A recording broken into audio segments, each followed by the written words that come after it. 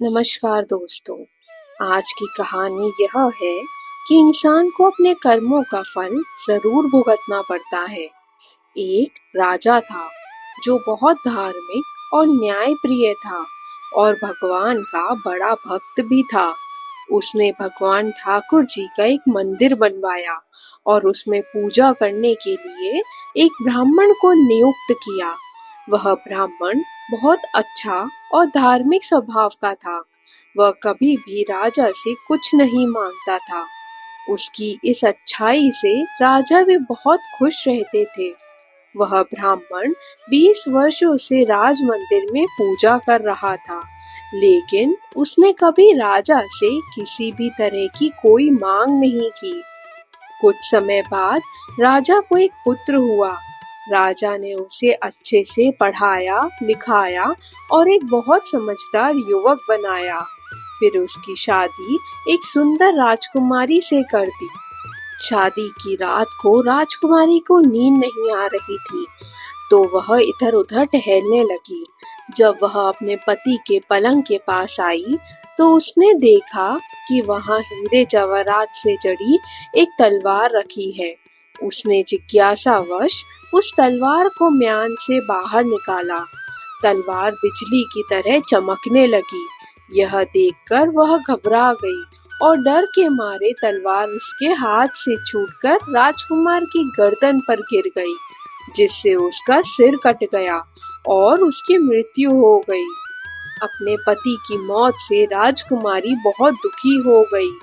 वह यह सोचकर भी बहुत डर गई थी कि अगर वह सबको सच बताएगी तो कोई उस पर विश्वास नहीं करेगा। सुबह होते ही वह जोर जोर से रोने लगी और कहने लगी कि किसी ने उसके पति को मार डाला है। यह सुनकर लोग इकट्ठा हो गए और राजा भी वहां आ गया। राजा ने आकर पूछा, किसने मारा है? वह कहने लगी कि मैं नहीं जानती वह कौन था, लेकिन मैंने उसे ठाकुर जी के मंदिर में जाते हुए देखा था।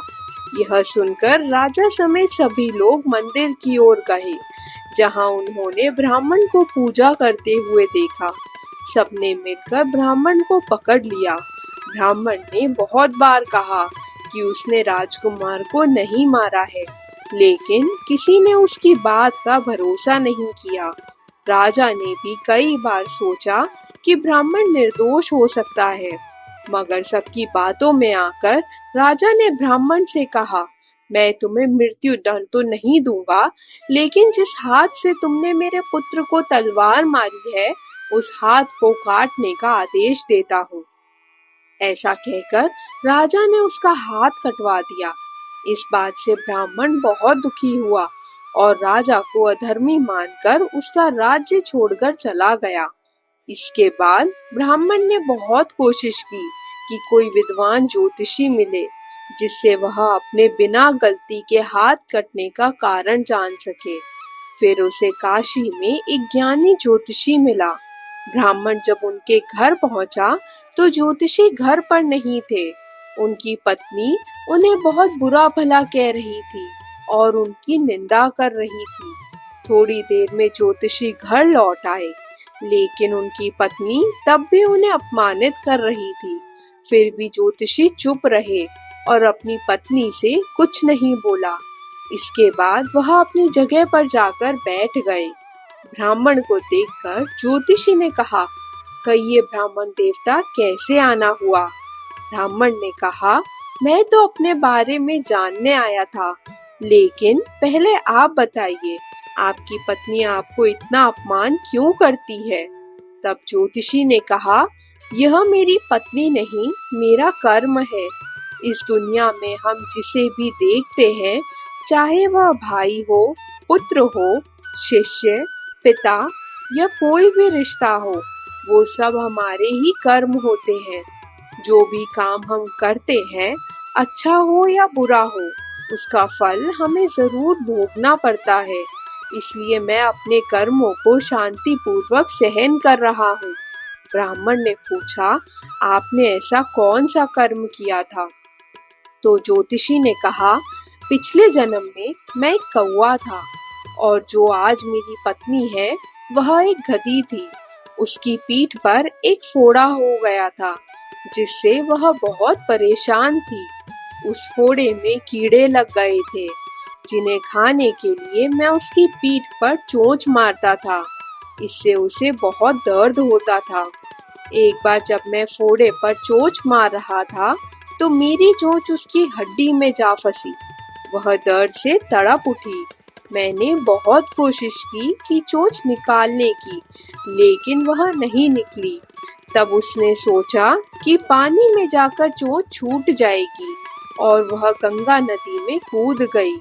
गंगा का बहाव तेज था, इसलिए हम दोनों बहते हुए बीच में ही मर गए।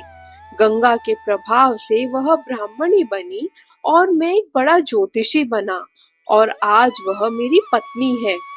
कुछ समय के लिए यह मुझे अपमानित करेगी, लेकिन मैंने जानबूझकर इसे चोट नहीं पहुंचाई थी। इसलिए मुझे यकीन है कि एक दिन इसे सब समझ आ जाएगा। मैं अपने पुराने कर्मों का फल समझकर यह सब सह रहा हूँ और शांत हूँ। मैं उस दिन का इंतजार कर रहा हूँ जब इसका स्वभाव बदल जाएगा। लेकिन अब आप बताइए, आप यहाँ क्यों आए हैं? ब्राह्मण ने अपना पूरा हाल बताया और पूछा, उस अधर्मी राजा ने, जिसने मुझसे कोई गलती नहीं हुई थी, मेरा हाथ क्यों कटवाया? ज्योतिषी ने कहा, राजा ने नहीं, तुम्हारे अपने कर्मों ने तुम्हारा हाथ कटवाया है। इस पर ब्राह्मण ने पूछा, ऐसा कैसे हो सकता है? तो ज्योतिषी ने कहा, पिछले जन्म में तुम एक तपस्वी थे। राजकन्या एक गाय थी और राजकुमार एक कसाई था। जब कसाई गाय को मारने आया, तो गाय अपनी जान बचाकर तुम्हारे पास से होकर जंगल की ओर भागी। थोड़ी देर बाद कसाई आया और तुमसे पूछा कि क्या कोई गाय इधर से गई है। आपने जिस दिशा में गाय गई थी, उस ओर हाथ से इशारा किया, तो कसाई वहां गया और गाय को मार डाला। तभी जंगल से एक शेर आ गया और उसने गाय और कसाई दोनों को खा लिया। पिछले जन्म में किए गए कर्मों का फल था कि इन तीनों को एक रात के लिए एक साथ लाया गया। क्योंकि कसाई ने गाय को हंसिए से मारा था, इसलिए इस जन्म में राजकन्या के हाथ से गलती से तलवार गिरने के कारण राजकुमार का सिर कट गया और उसकी मृत्यु हो गई। इस तरह अपने अपने कर्मों का फल देकर कर्म समाप्त हो गया। तुमने जो हाथ का इशारा किया था, उसी पाप के कारण तुम्हारा हाथ इस जन्म में कट गया। इसमें किसी और का नहीं, तुम्हारा ही दोष था। यह समझकर अब शांति से जीवन बिताओ। दोस्तों, अगर हम इस कर्म सिद्धांत को समझ ले और मान ले, तो हम किसी भी बुरे कर्म का फल भुगतते समय भी दुखी नहीं होंगे।